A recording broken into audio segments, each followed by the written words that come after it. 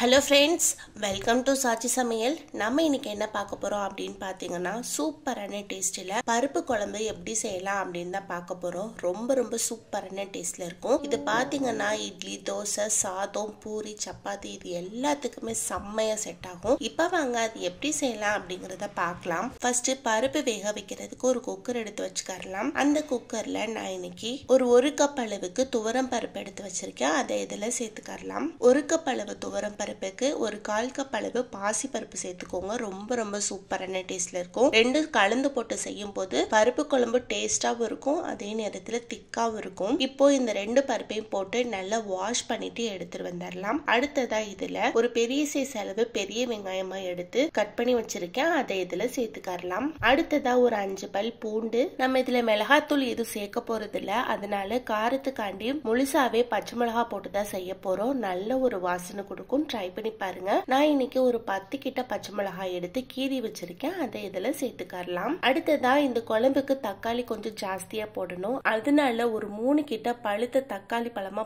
Cut பண்ணி இதுல போட்டுக்கோங்க. அடுத்ததா இதுக்கு தேவையான அளவு உப்பு, ஒரு கொத்து அளவு கிட்ட கருவேப்பிலை, 1 ஸ்பூன் அளவுக்கு ஜீரகம், 1/2 ஸ்பூன் மஞ்சள் தூள், ஒரு 2 ஸ்பூன் அளவுக்கு எண்ணெய். இந்த பருப்பு மூழ்கிறதுக்கு தேவையான அளவு தண்ணி. ரொம்ப தண்ணி ஊத்துறாதீங்க, பருப்பு குழம்பு தண்ணியா போயிடும். கொஞ்சம் கட்டியா இருக்கும் போது டேஸ்டா இருக்கும், அதனால பார்த்து ஊத்திக்கோங்க. அடுத்ததா ஒரு ஸ்பூன் அளவுக்கு குழம்பு மல்லித்தூள். இது எல்லாத்தையும் போட்டு நல்லா மிக்ஸ் பண்ணி விட்டுட்டு குக்கரை மூடி வச்சுட்டு ஒரு 2 விசில் விட்டுருங்க. ஒரு விசில் ஹை ஃபிளேம்ல வச்சு விடுங்க, இன்னொரு விசில் லோ ஃபிளேம்ல வச்சு விடுங்க.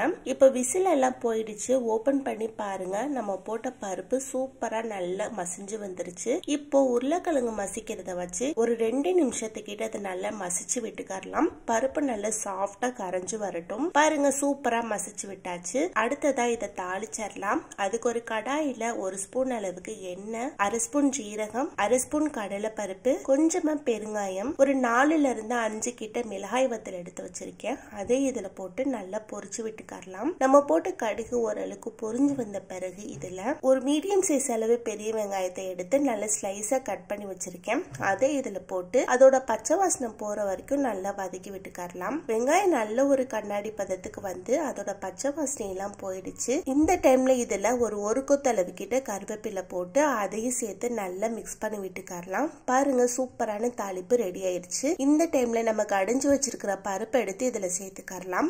அடுத்ததா குக்கர்ல கொஞ்சமா தண்ணி ஊத்தி அலசி இதுல ஊத்தி எல்லாத்தையும் சேர்த்து நல்லா மிக்ஸ் பண்ணி விட்டுக்கோங்க.